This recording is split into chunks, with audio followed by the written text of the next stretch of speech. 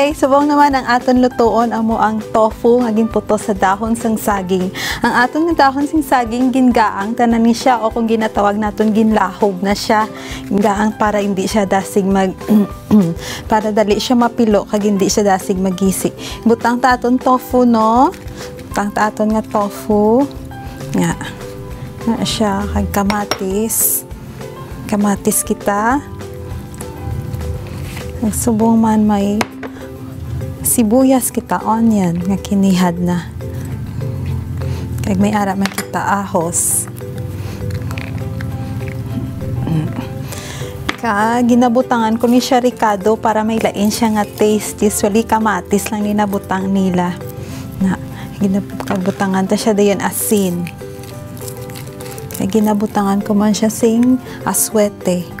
Gamay lang para mag-color na siya karon pula. Putsyon ta siyang amo na. Usually, kung magkadto ka sa bukid, ano sila, amo ni ginobra nila kung may mga camping, amo ni ginabobra nila. Putsyon lang siya naton, amo na. Dasig lang ni siya.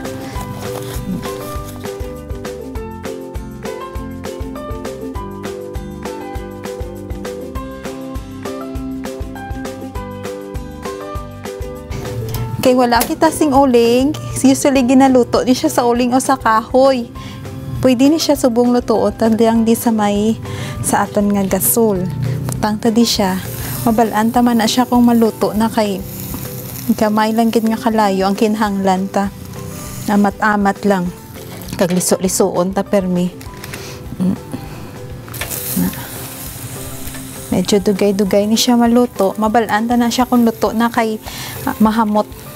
Lain ang baho niya, panimaho. Kagahatag man flavor ang dahon sing saging.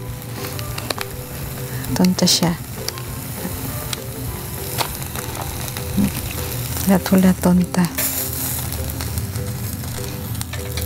Medyo hindi ta makontrol gawa kung ano, kung sa gasol. Pero kung sa kahoy, kinagulpi lang ni nila luto.